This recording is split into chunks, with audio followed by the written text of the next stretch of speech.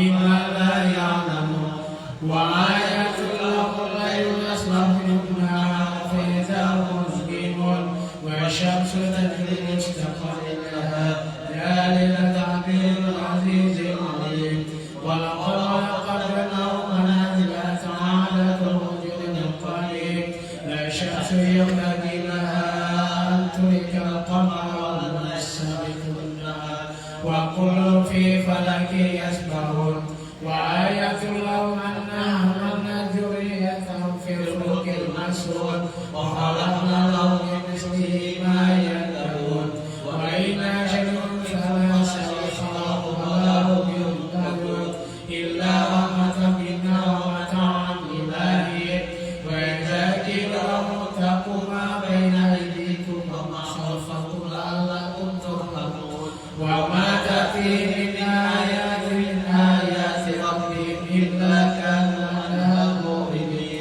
وإذا قيل لهم أنفقوا مما رزقكم الله قال الذين كفروا للذين آمنوا أنتم لو يشاء الله أطعمكم إن أنتم إلا في ضلال مبين ويقولون متى هذا الوعد إن كنتم صادقين ما يدعون إلا صيحة واحدة تأخذهم وهم يحسبون فلا يستأخرون توصية ولا إلى أهلهم يرجعون وانفخ في الصور فيرون الناس إلى ربهم ينسلون قالوا يا ويلنا من بعثنا من مرقدنا هذا ما وعد الرحمن وصدق المرسلون إن كانت إلا صيحة واحدة فإذا هم ولينا ونعود فاليوم لا تظلم نفس شيئا ولا تجزون إلا ما كنتم تعملون إن أصحاب الجنة اليوم في سرور فاكهون وأزواجهم في ظلال والأرائك متكئون لهم فيها فاكهة ولهم ما يدعون قولا من رب رحيم سلام قولا من رب رحيم سلام قولا من رب رحيم وامتازوا اليوم أيها المجرمون ألم أعهد إليكم يا بني آدم أن لا تعبدوا الشيطان إنه لكم عدو مبين وأن اعبدوني هذا صراط مستقيم ولقد أضل منكم جبلا كثيرا فلم تكونوا تأكلون هذه جهنم التي كنتم توعدون اصلوها اليوم بما كنتم تكفرون اليوم نختم على أفواههم وتكلمنا أيديهم وستذكرون بما كانوا يكسبون ولو نشاء لطمسنا على أعينهم فاستبقوا الصراط فأنى يبصرون ولو نشاء لمسخناهم على مكانتهم فما استطاعوا مضيا ولا يقدرون وما نعمر ننكس في الأرض فلا يعقلون وما علمنا الشرع ما ينبغي له إن هو إلا ذكر وقرآن مبين لينذر من كان يهلك وقل الكافرين أولم يروا أنا خلقنا لهم مما عملت أيدينا أنعاما فهم لها مالكون وجعلناها لهم فمنها ركوب منها يأكلون ولهم فيها منافع ومشارب أفلا يشكرون واتخذوا من دون الله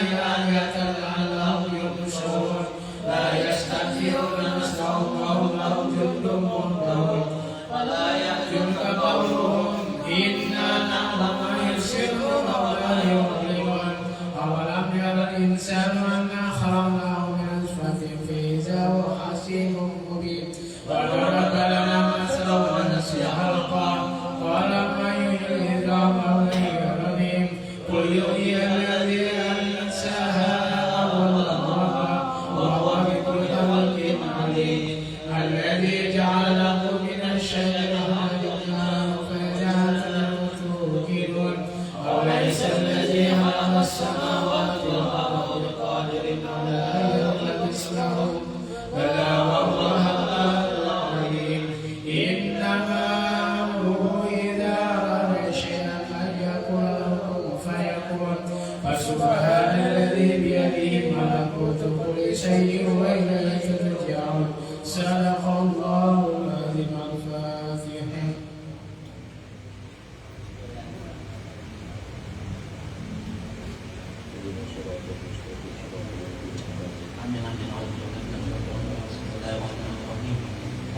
inna nastaghfiruka wa nastaghfiruka adiyana wa anfusana wa ahlana wa auladana wa kulla shay'in a'taytana Allahumma ij'alna wa iyyakum fi janabika wa amanika wa jiwarika wa iyyatika min kulli syaitanir rajim wa jabbarin alim wa di ainin wa di bagin wa min syarri kulli syarrin innaka ala kulli syai'in qadir Allahumma jannibna bil afiyati wassalamah wa haqiqna taqwa istiqamah aidna min musibatin nadaman innaka sami'ud du'a Allahumma ighfir lana wal walidina wal auladina wa masyayikhina wal ikhwanina fiddin wal ashabina wa ahbabina wal man ahbana bika wal man ahsana ilaina wal mu'minina wal mu'minat wal muslimina wal muslimat ya rabbal alamin warzuqna kamal mutabati lahu zahira wa batina bi afiyah wa salamah bi rahmatika ya arhamar rahimin wa sallallahu ala abdika wa rasulika sayyidina Muhammadin wa ala alihi wa sahbihi wa sallam walhamdulillahi rabbil alamin.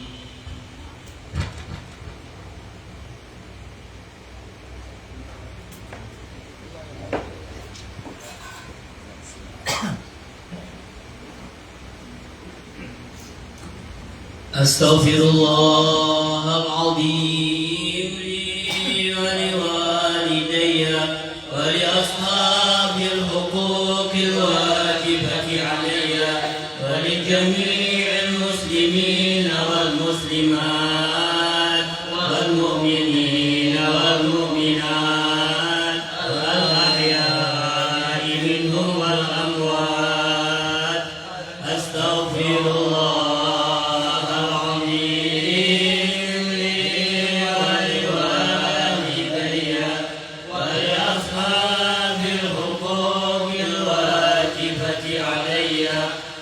جميع المسلمين والمسلمات والمؤمنين والمؤمنات الأحياء منهم والأموات أستغفر الله العظيم لي ولوالدي ولأصحاب الحقوق الواجبة علي ولجميع المسلمين والمسلمات والمؤمنين والمؤمنات الأحياء منهم والأموات.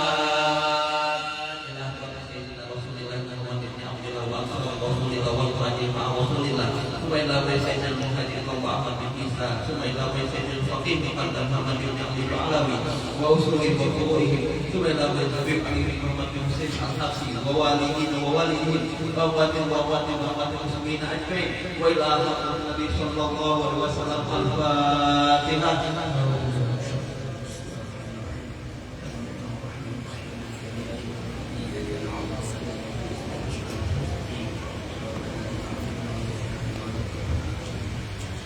فيا أيها الراجون منه شفاعة صلوا عليه وسلموا تسليما اللهم صل وسلم وبارك عليه وآله. ويا أيها المشتاقون إلى رؤية جماله صلوا عليه وسلموا تسليما اللهم صل وسلم وبارك عليه وآله. يا من يخطب وصاله يقظة ومناما صلوا عليه وسلموا تسليما اللهم صل وسلم وبارك عليه وعلى. الجنة ونعيمها سعد لمن يصلي ويسلم ويبارك عليه اللهم صل وسلم وبارك عليه وعلى آله.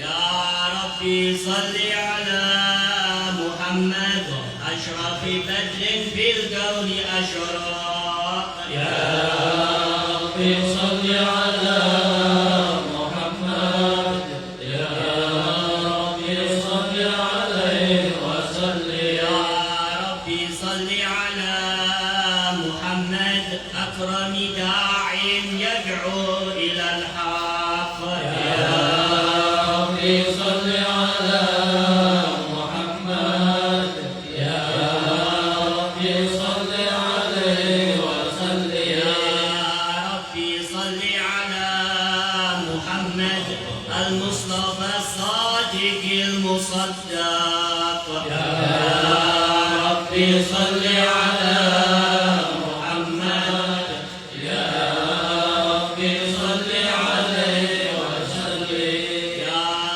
ربي صل على محمد أهل الورى منطقا وأسباق يا ربي صل على محمد يا ربي صل عليه وسلم يا ربي صل على محمد أفضل من بالتقى تحقق يا ربي صل على محمد يا ربي صل عليه وسلم يا ربي صل على محمد من بالسخاء والوفاء تخلق يا ربي صل على محمد يا ربي صل عليه وسلم يا ربي صل على محمد واجمع من الشمل ما تفرق يا ربي صل على محمد يا ربي صل عليه وسلم يا ربي صل على محمد واصله وسهل ما قد تعوق يا ربي صل على محمد يا ربي صل عليه وسلم يا ربي صل على محمد وافتح من الخير كل مغلاق يا ربي صل على محمد يا ربي صل عليه وسلم يا ربي صل على محمد وآله ومن بالنبي تعلق يا ربي صل على محمد يا ربي صل عليه وسلم يا ربي صل على محمد وآله ومن للحبيب يعشق يا ربي صل على محمد يا ربي صل عليه وسلم يا ربي صل على محمد ومن بحبل النبي توثق يا ربي صل على محمد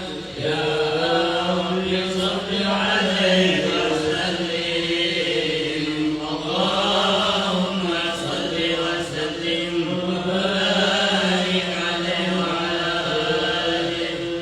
أعوذ بالله من الشيطان الرجيم لقد جاءكم رسول من أنفسكم عزيز عليه ما عنتم حريص عليكم بالمؤمنين رؤوف رحيم فإن تولوا فقل حسبي الله لا إله إلا هو عليه توكلت وهو رب العرش العظيم إن الله وملائكته يصلون على النبي يا أيها الذين آمنوا صلوا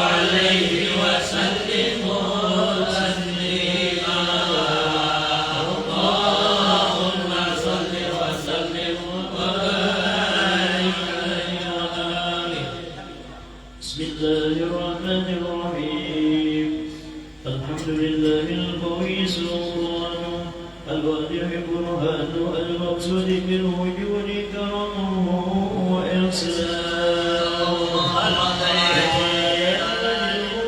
والشان خلق الخلق الحكمة وتوى عليها علما وبسط له الفائد المنة ما جرت به في أقدامه القسمة فأرسل إليه أشرف خلقه وأجل عبيده رحمة تعلقت إرادته الأزلية بقلب هذا العبد المحبوب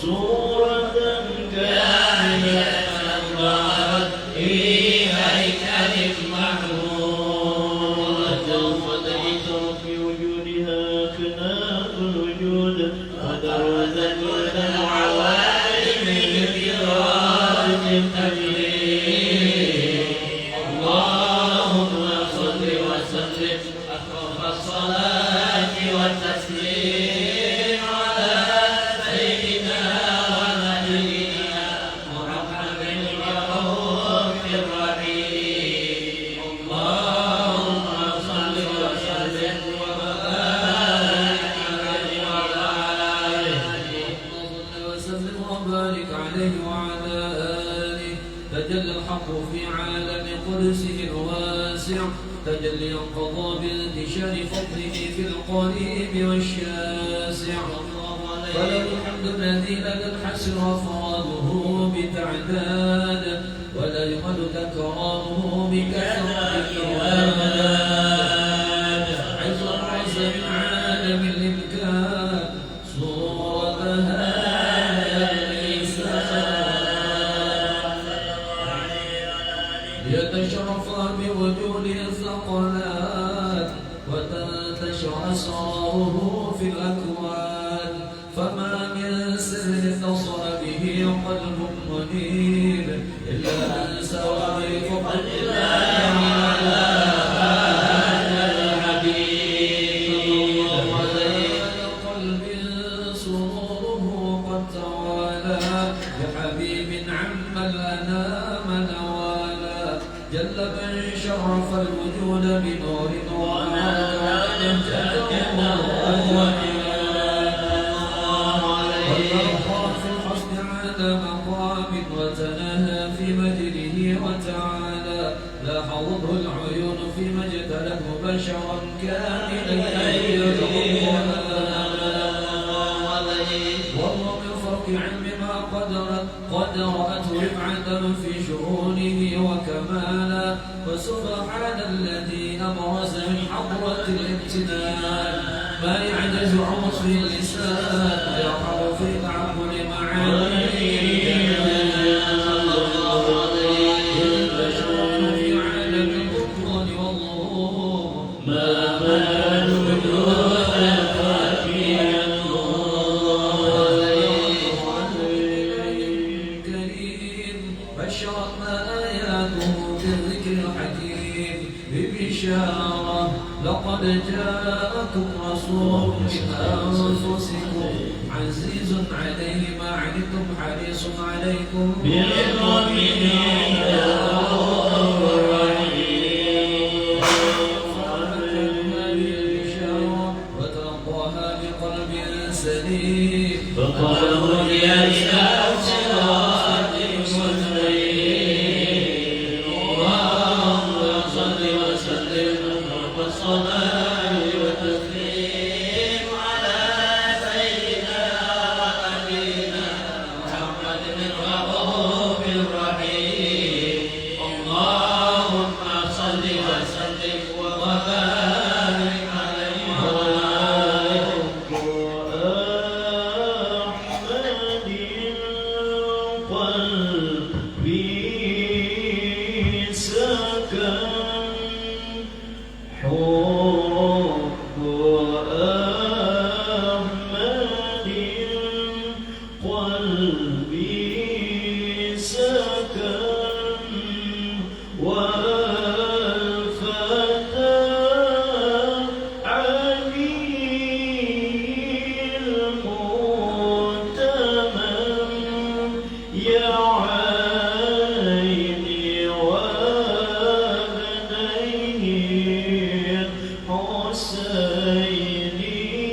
Oh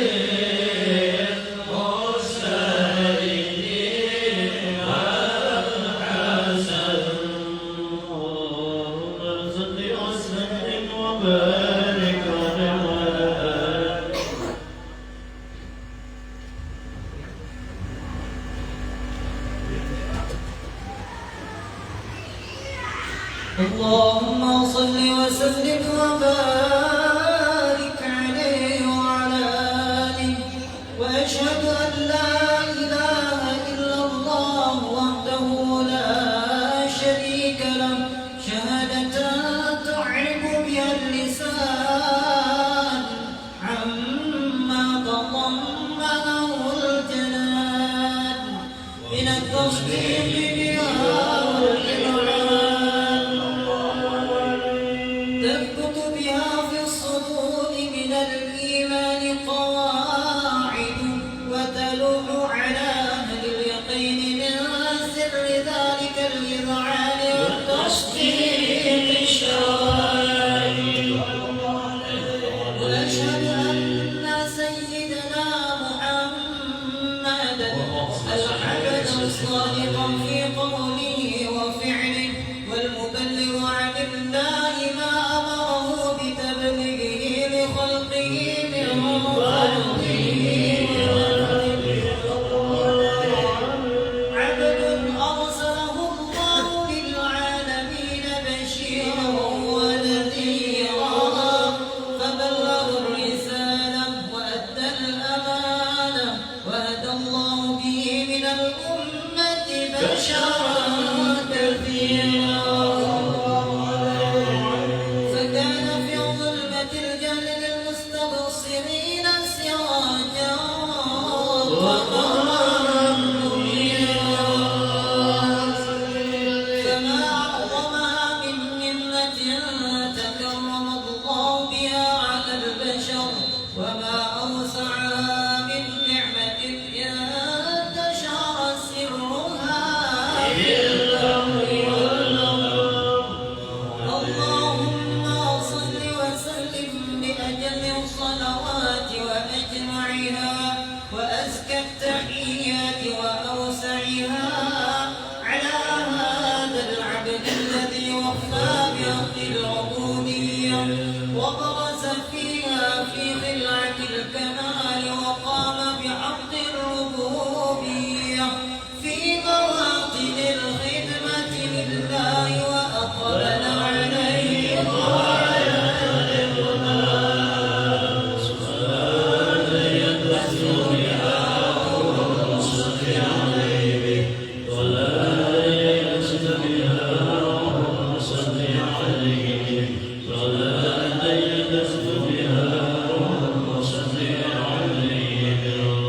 ينبثق في قلبه نور سر تعلقه به وحبه ويكتب بها بعناية الله في حزبه وعلى آله وصحبه الذين ارتقوا صهوة المجد بقربه وتخيروا ظلال الشرف الأصلي بوده وحبه ما عبر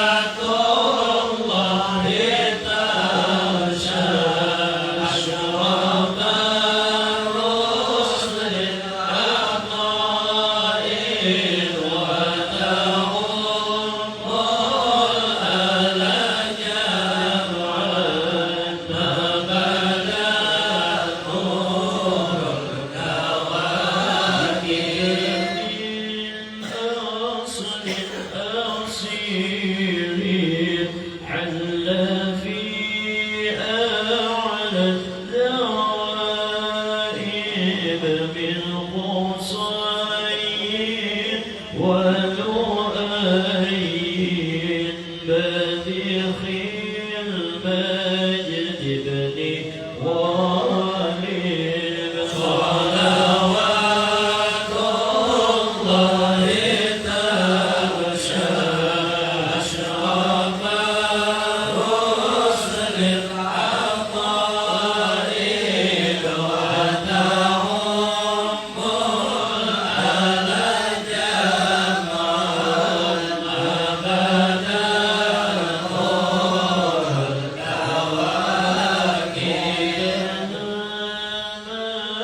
يغفر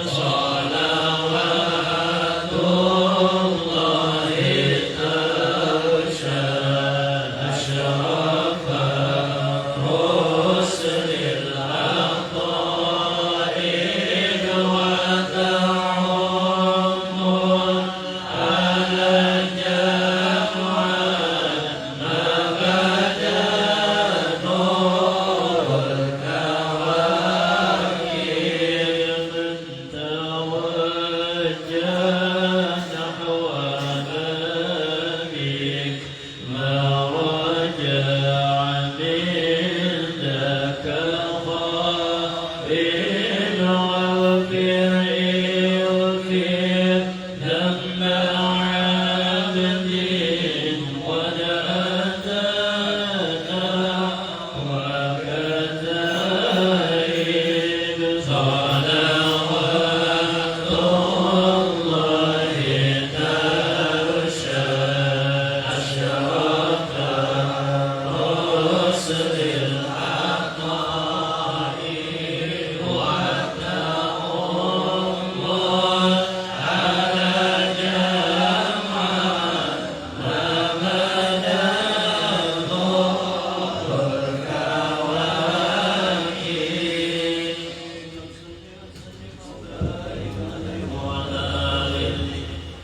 اللهم صل وسلم وبارك عليه وعلى آله. أما بعد، فلما تعلقت إرادة الله في العلم القديم بظهور أسرار تخصيص للبشر الكريم بالتقديم والتكريم، نبضت القدرة الباهرة بالنعمة الواسعة والمنة الغامرة، فانفلقت بينة تصوير في العالم المطلق الكبير عن جمال مشهود بالعين، حال لوصف الكمال المطلق والحسن التام والزين، فتنقل ذلك الجمال الميمون في الأصناف الكريمة والبطون، فما من صلب ضمة إلا وتمت عليه من الله النعمة.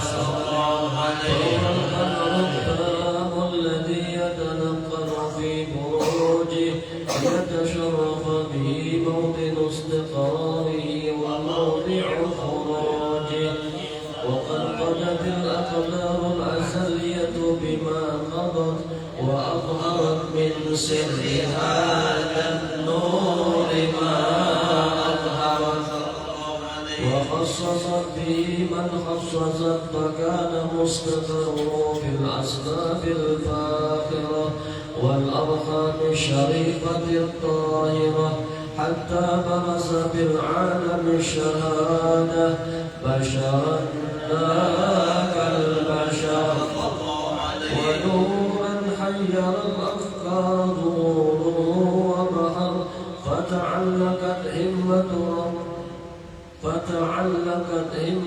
راكب لهذه الحروف بأن يرقم في هذا القرطاس ما هو لديه من عجائب ذلك النور المعروف. وإن كانت الأرسل لا تفي بعشر معشار أوصاف ذلك الموصوف تشويقا للسامعين من خواص المؤمنين، وترويحا للمتعلقين بهذا النور المبين. وإلا فأنا تعرض الأقلام عن شؤون خير الأنام، ولكن هزني إلى تدوين ما حفظته من سير أشرف المخلوقين، وما أكرمه الله فيه في مولده من الفضل الذي عم العالمين، وبقيت راياته في الكون منشورة على مر الأيام والشهور والسنين، داعي التعلق بهذه الحضرة الكريمة ونعد التشوق إلى السماء أوصافها العظيمة، ولعل الله ينفع به المتكلم والسامع، ولعل الله ينفع به المتكلم والسامع، ولعل الله ينفع به المتكلم والسامع، فيدخلان في شفاعة هذا النبي الشافع، ويتروحان بروح ذلك النعيم.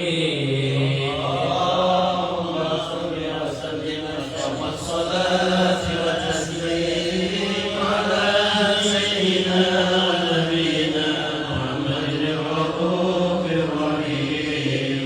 اللهم صل وسلم وبارك عليه وعلى آله. النبي صلوا عليه صلوات الله عليه، النبي صلوا عليه صلوات الله عليه، وينال البركة كل من صلى عليه، وينال البركة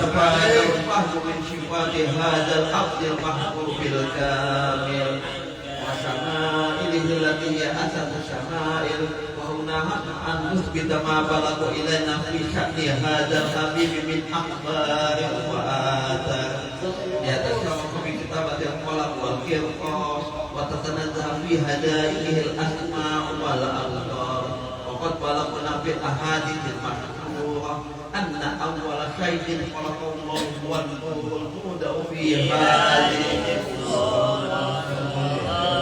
نور هذا الحبيب أول مخلوق موجود في العالم ومن تفرع الوجود خلقا بعد خلق فيما حدث وما تقدم وقد أخرج عبد الرزاق بسند عن جابر بن عبد الله الأنصاري رضي الله عنهما قال قلت يا رسول الله بأبي وأمي أخبرني عن أول شيء خلق الله قبل الأشياء قال يا جابر إن الله خلق قبل الأشياء نور نبيك محمد صلى الله عليه وسلم من نوره وقد ورد من حديث أبي ولما كانت السعادة الأبدية لها ملاحظة خفية اختصت من شاءت من البرية بكمال الخصوصية واستودعت هذا النور المبين أخلاق وبطون من شرفه من العالمين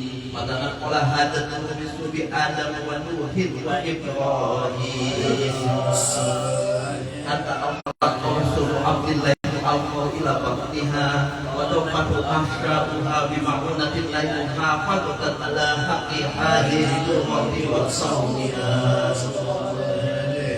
وحملت برعاية الله كما ورد أنها حملا خفيفا لا تجد له ثقلا ولا تشكو منه ألما ولا إللا حتى ما وشكوا بعد شهر من حمل وقوم وقته ذي عالم شهادة تنقشف على أهل هذا العالم الله فضله وتنشر فيه آثار بالسبيل اللهم صل وسلم أشرف الصلاة والتسليم على سيدنا نبينا محمد الرؤوف الرحيم اللهم صل وسلم وبارك على آله اللهم صل وسلم وبارك عليه وعلى آله ومن سعلقته هذه البرق المكنونة والجوهرة الموزونة والكون كله يصبح ويمسي في سرور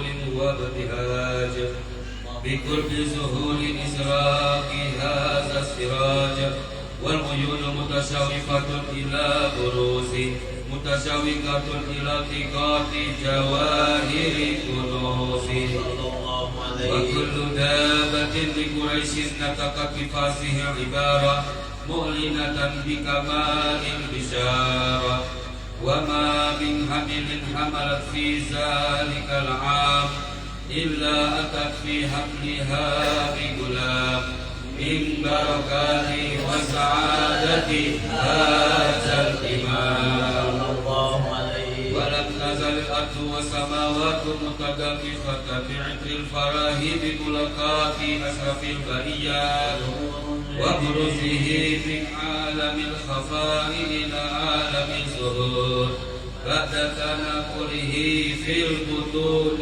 والظهور وأزهر الله في الوجود بهجة التكوين وبسط في العالم الكبير مائدة التشريف والتعظيم ببروز هذا البشر الكريم اللهم صل وسلم أشرف الصلاة والتسليم على سيدنا نبينا محمد الرؤوف الرحيم اللهم صل وسلم وبارك عليه وعلى آله حين قربا والوقت هذا الحبيب اللهم صل وسلم علت السماوات والأرضون ومن فيهن بالترحيب وامطار الجود الإلهي على أهل الوجود تزيد وألسنة الملائكة Subhanallah, alhamdulillah, wa la ilaha illallah, wallahu akbar. Subhanallah, alhamdulillah, wa la ilaha illallah, wallahu akbar. Subhanallah, alhamdulillah, wa la ilaha illallah, wallahu akbar.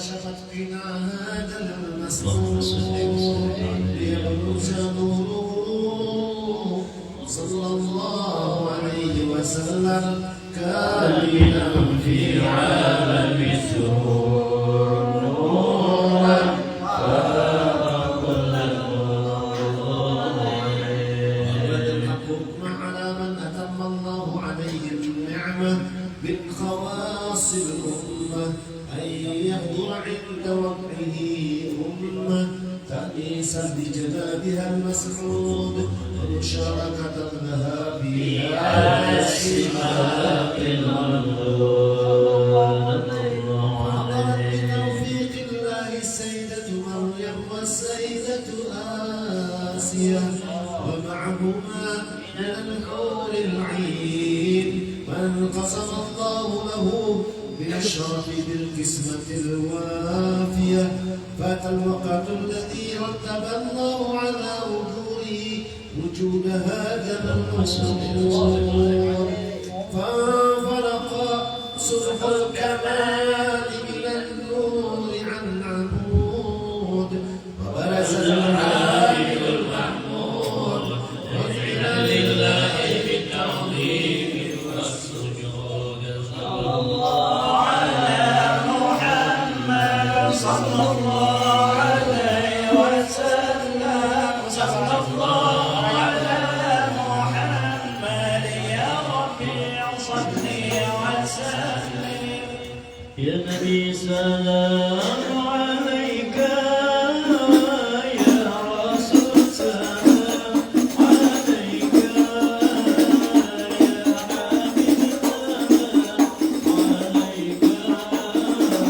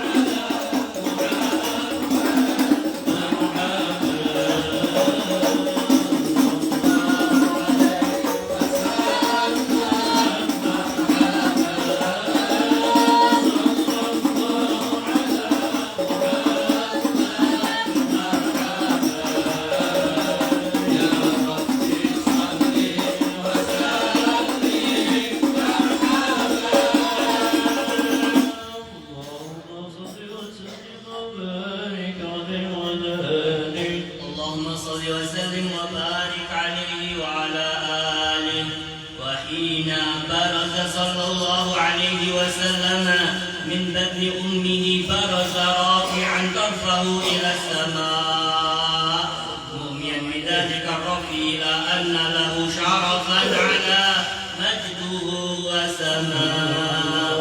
وكان وقت مولد سيد الكونين من الشهور شهر ربيع الأول ومن الأيام يوم الاثنين وموضع ميلاده وقبره في الحرمين. وقد ورد أنه صلى الله عليه وسلم ولد مختونا مكحولا مقطوع السرة تولد ذلك لشرفه. من العجائب ما يدل على أنه أشرف المخلوقين وأفضل الحبائب.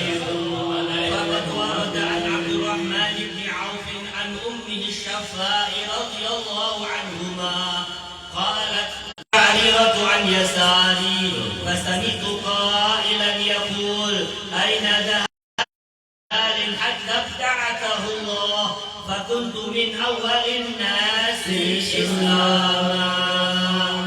وكم ترجمت السنة من عظيم المعجزات وباهر الآيات من ترعاه وأنه الهادي إلى الصراط المستقيم. اللهم صل وسلم وبارك عليه وعلى آله. وقد صلى الله عليه وسلم من محاسن الأخلاق بما تضيق عن كتابته بطون الأوراق. كان وهو له الشفيق الرحيم لليتيم والأرملة وله مع سهولة أخلاقه الهيبة القوية التي ترتعد منها فرائس الأخفياء من البرية. وبنشر به تعطرت الطرق والمنازل وبعرف ذكره تطيبت المجالس والمحافل. وهو حبيبنا صلى الله عليه وسلم جميع صفات الكمالية والمنفرد بخلقه وخلقه بأشرف خصوصية.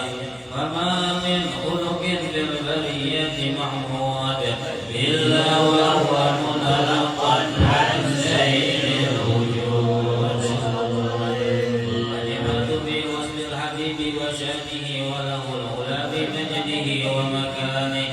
أوصاف عز قد على مجدها أخذت على نجم الصحابة.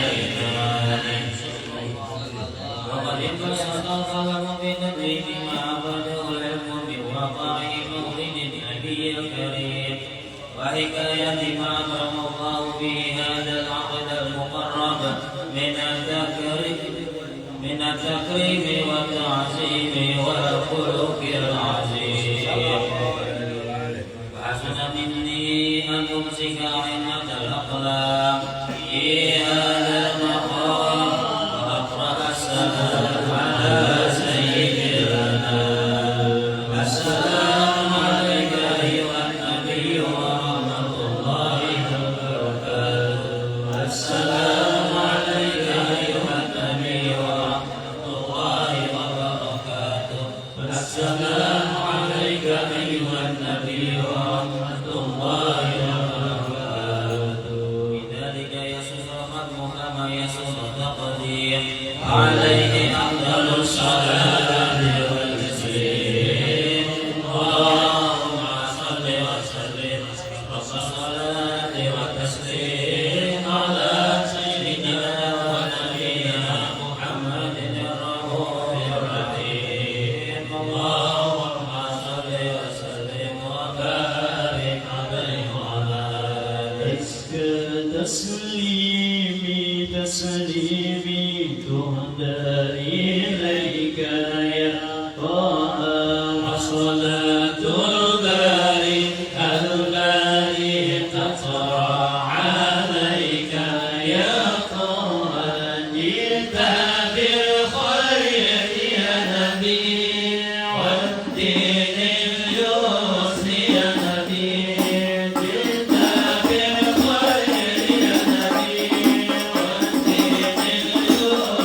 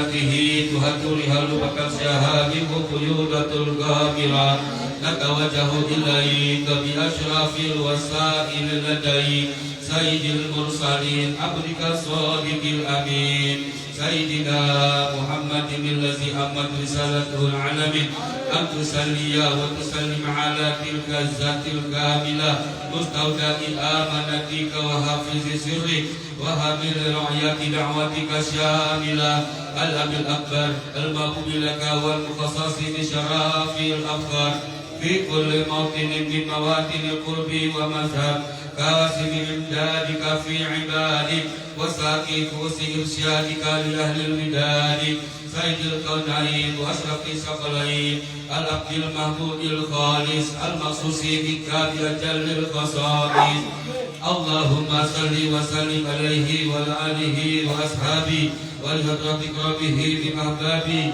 اللهم إنا نقدم إليك جاه هذا النبي الكريم ونتوسل إليك بشرف مقامه العظيم أن تلاحظنا في حركاتنا وسكناتنا بعين عنايتك واحفظنا في جميع أقوالنا وتقلباتنا في جميع رعايتك وحسن وقايتك وأن تبلغنا من شرف المسلم منا بالغفران والمسيء بالإحسان وسائل بما سأل والمؤمل بما أمل وابتعجلنا مما نصر هذا الحبيب ووزر وولهاد ولرواية الدين القويم في جميع الأقطار منصورة ومعالم الإسلام والإيمان بأهلها معمورة معنى وسورة واكشف اللهم كربة المكروبين واقض دين المادنين واغفر للمسلمين وتقبل توبة التائبين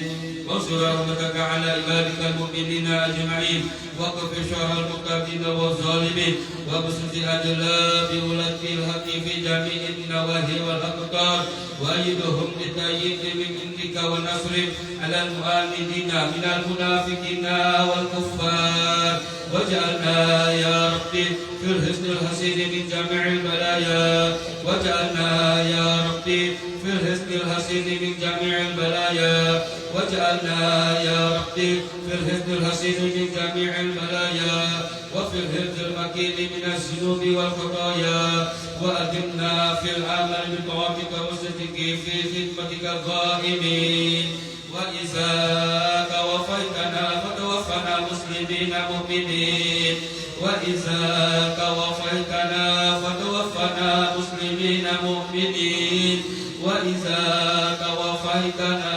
فتوفنا مسلمين مؤمنين واختم لنا منك بخير أجمعين وصل وسلم على هذا الحبيب المحبوب بالأجسام والأرواح والقلوب وعلى آله وصحبه ومن إليه منسوب وآخر دعوانا أن الحمد لله رب العالمين بفضل سبحان ربك رب العزة عما يصفون وسلام على المرسلين والحمد لله رب العالمين.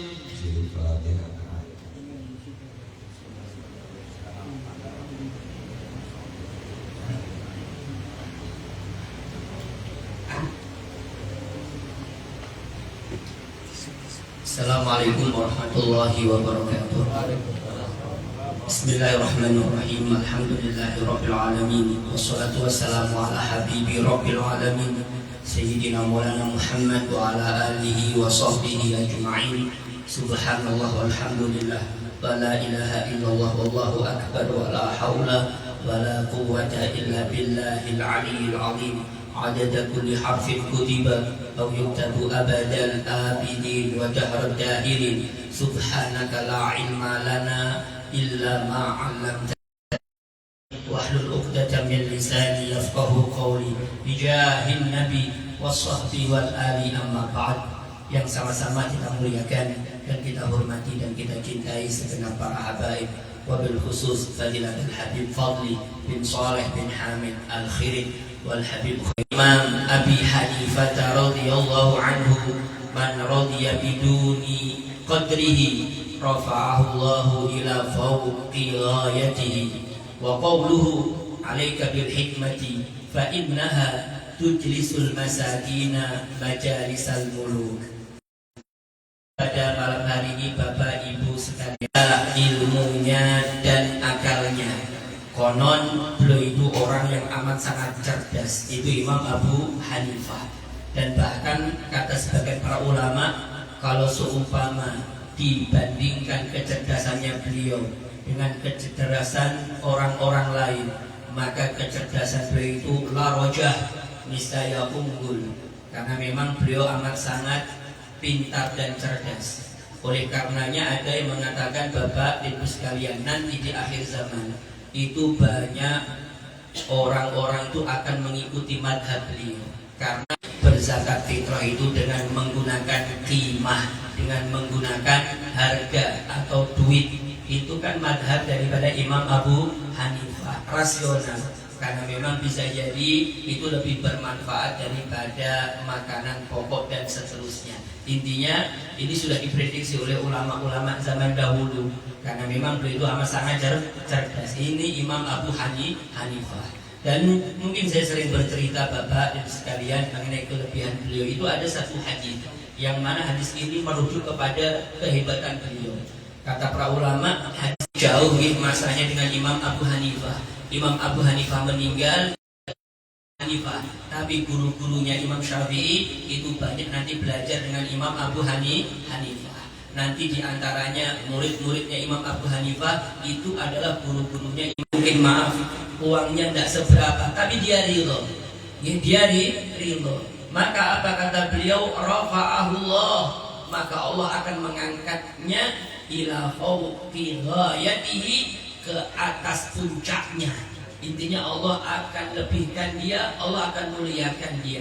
Intinya baru sekalian, apa yang ditakdir oleh Allah untuk kita itu yang paling bagus. Jangan sampai kita maaf, kalau kita melihat kondisi kita yang mungkin maaf serba pas-pasan, kemudian kita berharap kepada Allah, minta kepada Allah kaya.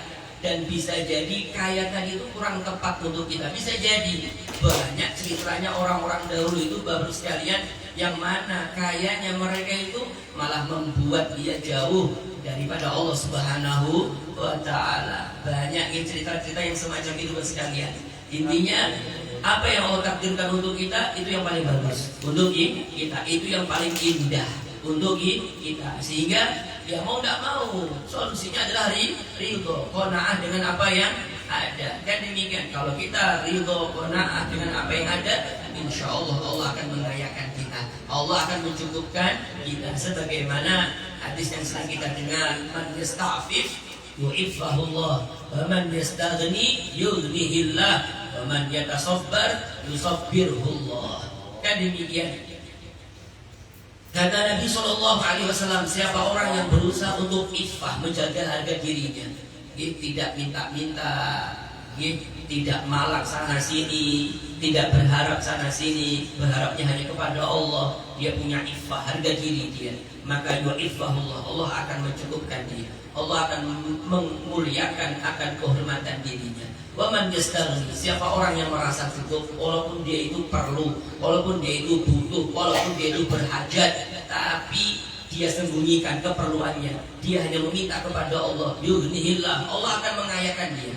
Dan demikian, wa man yatasabbar, siapa orang yang berusaha bersabar, maka Allah akan berikan sifat kesabaran dalam dirinya. Tapi kalau dia tidak mampu untuk bersabar, dalam artian tidak mau berusaha untuk bersabar, tatkala mungkin maaf dia punya sifat gampang marahan, tapi langsung diluapkan, langsung dikeluarkan emosionalnya dia, marahnya dia, ya intinya dia tidak mampu bersabar. Oleh karenanya bahasanya kata Nabi, man yatasabbar, berusaha untuk bersabar. Kalau dia berusaha untuk bersabar, yusabbirullah, Allah akan memberikan sifat sabar pada dirinya. Kan demikian, intinya semuanya itu harus dilawan, semua itu harus diusahakan. Tidak bisa kita itu langsung jadi orang penyabar, itu tidak bisa. Kita harus diuji dengan banyak ujian, baru dia bakal bisa jadi orang yang bersabar. Kan demikian, sama, semuanya itu harus diusahakan. Tidak ada pemberian, kata Nabi, kepada seseorang lebih utama, lebih luas daripada yang namanya kesabaran. Tidak ada yang namanya pemberian karunia yang paling bagus, yang paling baik, yang paling luas daripada yang namanya kesabaran itu tidak ada. Makanya sabar itu amat sangat penting. Demikian ya, baru sekalian yang jelas kata Imam Abu Hanifah, kalau ada orang ridho dengan duni itu rendahnya, qadri ketentuannya, rendahnya akan standar kehidupannya, dia ridho, maka Allah akan mengangkatnya ila fauqi ghayatihi. Fauq itu di atas, ghayah itu ujung. Intinya apa yang dia prediksi itu lebih daripada itu. Apa yang dia cita-citakan lebih daripada itu dia dapatkan. Lebih daripada itu dia dapatkan. Kan demikian. Siapa orang yang mampu ridho semacam itu, insya Allah Allah akan berikan lebih untuk dirinya. Ini diantara pesan daripada Imam Abu Hanifah. Kemudian kata beliau yang sampai kepada beliau juga riwayatnya, alaika bil hikmah. Carilah hikmah. Walaupun makna daripada hikmah itu panjang ya, kemarin sempat kita bahas di awal bab ini, karena ini kan bercerita tentang hikmah. Hikmah itu bisa pelajaran, bisa diartikan kebijaksanaan dan yang lain-lainnya. Walaupun nanti yang paling tepat itu adalah ilmu dan amal, karena tentunya hikmah itu bukan hanya sekedar ilmu, tapi ada pengamalannya. Kan demikian, maka akan terlahir yang namanya hikmah. Kalau cuma model pengamalan tanpa ilmu juga kurang tepat. Makanya dia punya ilmu, ada sumbernya, kan demikian, ada dalilnya, dan dia amalkan dan dia praktekkan, maka akan timbul yang namanya hikmah. Maka kata Imam Abu Hanifah, carilah yang namanya hikmah itu, ilmu dan amal. Maka kata beliau, fa innaha, maka sesungguhnya hikmah itu tujlisul masakin, mendudukkan orang-orang miskin, majalisa, tempat duduknya al-muluki, para raja.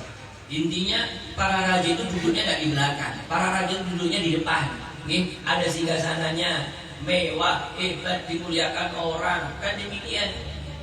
Maka sama, kalau orang memiliki hikmah, ilmu dan amal, Bapak dan Ibu sekalian, maka dia walaupun orang tidak punya, walaupun dia orang miskin, walaupun orang biasa, akan didudukkan sebagaimana duduknya para raja. Orang akan muliakan dia. Orang akan muliakan dia. Bahkan banyak nanti di kalangan para tabi'in itu jadi ulama-ulama di kalangan tabi itu, yang mana latar belakang mereka itu seorang budak. Latar belakang mereka itu orang yang tidak punya, tapi karena dia punya ilmu dan amal, punya hikmah, dia jadi orang mulia. Jadi tokohnya para tabi'in, jadi guru besarnya para salafus saleh, itu mereka sekalian. Yang jelas kata beliau, kalau ingin kita mulia dunia dan akhirat, tentunya Anda harus memiliki ilmu dan amal. Kalau cuma modal ilmu aja banyak-banyakan, maka juga rugi. Itu akan mencelakakan kita. Kalau cuma beramal aja tanpa ada ilmunya, juga sama.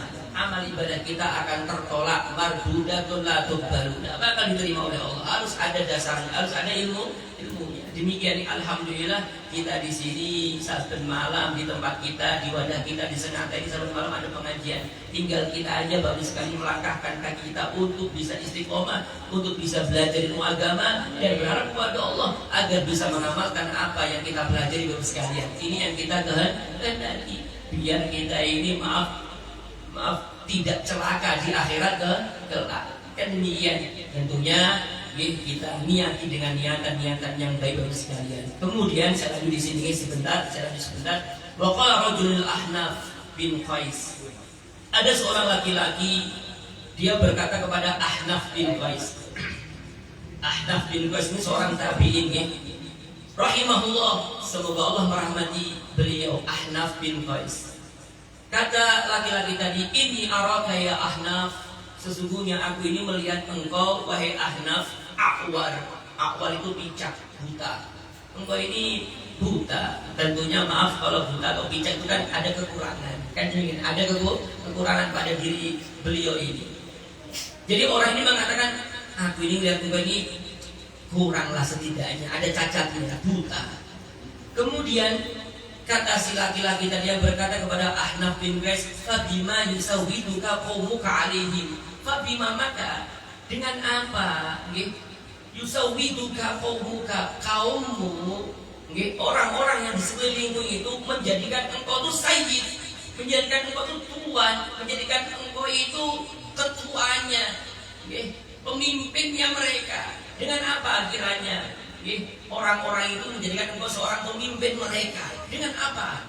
Karena memang beliau adalah seorang tokoh, tapi walaupun punya fisik yang kurang, tapi beliau adalah orang yang hebat di kalangan mereka. Maka orang ini ya heran, kamu tuh kekurangan, ada kurangnya, tapi kok bisa-bisanya ada menjadi pemimpin mereka? Dengan apa kau bisa memimpin mereka? Maka kata Ahna bin Qaif, kata beliau, faqal, beliau mengatakan, likauni, lantaran saya lam ashtagil, tidak menyibukkan diri illa kecuali bima yakni, dengan sesuatu yang ada manfaat yang kembali kepadamu. Jadi beliau tidak menyibukkan sesuatu yang tidak ada manfaatnya. Beliau hanya sibuk di dalam perkara yang sekiranya perkara tadi itu memberikan manfaat untuk diri beliau. Makanya tatkala beliau beramal, melakukan suatu kebaikan, melakukan suatu pekerjaan, ditimbang-timbang, ini baik atau tidak, ini ada pahalanya atau tidak, ini mendekatkan diri kepada Allah atau tidak. Kalau enggak, tinggalkan. Kalau cuma modal ngomong kemana-mana, tidak dilakukan, karena tidak ada manfaatnya. Nongkrong sana sini tidak dilakukan sama beliau. Kan demikian, karena beliau melakukan sesuatu yang hanya bermanfaat untuk diri beliau. Tentunya manfaat untuk akhirat beliau. Kan demikian. Beliau tidak menyebutkan diri kecuali dalam hal ini. Kemudian kata beliau mengatakan fakot itu saja, jadi tidak ada yang lain, cuma itu aja. Kama istaghalta, sebagaimana engkau menyibukkan dirimu, engkau itu bima la ya'nika, dengan sesuatu yang tidak ada manfaat untuk dirimu. Jadi orang ini kan kepo ya, orang ini kan pengen tahu, orang ini ya namanya juga orang, tentunya kan ya ingin cari-cari tahu, padahal tidak ada manfaatnya. Kan menyibukkan diri dalam sesuatu yang tidak ada manfaatnya untuk dirinya sendiri. Kan ini saya ini, kata beliau, bisa memimpin kaum saya karena saya itu tidak menyibukkan di dalam suatu perkara kecuali yang bermanfaat untuk diri saya sendiri. Itu aja. Sebagaimana engkau menyibukkan dirimu, menghabiskan waktumu untuk sesuatu yang tidak ada manfaat untuk dirimu. Jadi dibalik sama beliau. Kan orang ini ingin tahu sesuatu yang tidak ada manfaatnya. Ini semacam ini, kayak merendahkan, kemudian yang ngomong sana kemari dan seterusnya. Ini hikmah yang diberikan daripada Ahnaf bin Qais. Kemudian Bapak sekalian yang sama-sama dimuliakan dan dirahmati oleh Allah, saya lanjut lagi yang terakhir ini daripada Yahya bin Mu'ad rahimahullah, semoga Allah merahmati beliau. Idza lammaka abna'ud dunya, apabila mencelamu abna'ud dunya, orang-orang yang mindsetnya itu adalah duniawi, abna'ud dunya, anak-anak dunia. Maksudnya apa? Ya semuanya kita adalah hidup di dunia ini. Maksudnya abna'ud dunya itu adalah mindsetnya, otaknya, yang dipikir itu dunia aja, tidak ada akhiratnya. Makanya istilahnya abna'ud dunya.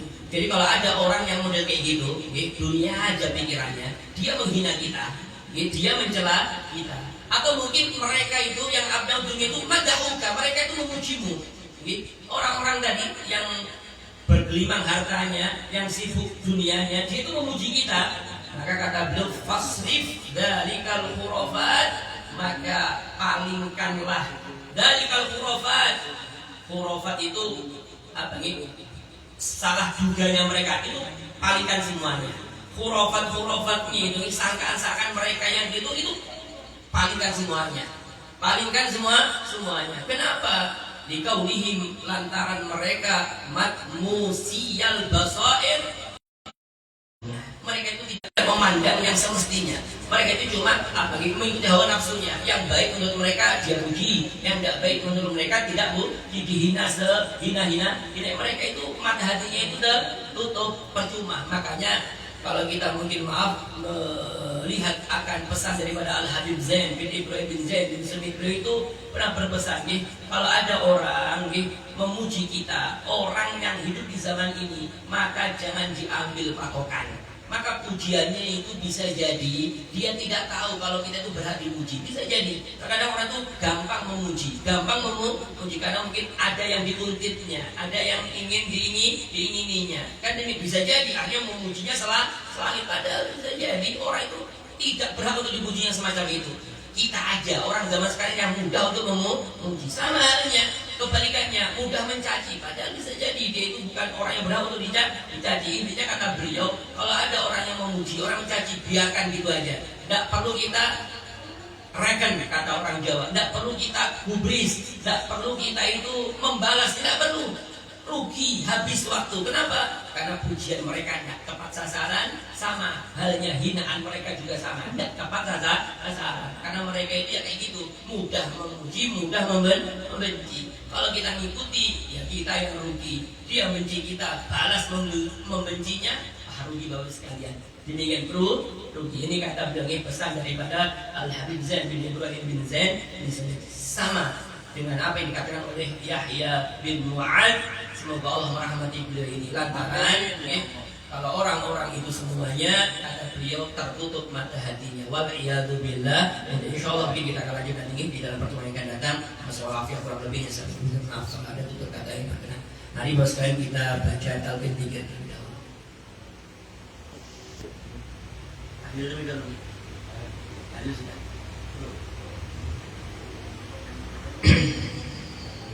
Al-Fatihah ruhi al-marhum Manfur Hawlidi bin Haji Idris, Haji Sumaryana bin Haji Joy Marhum binti Hussein,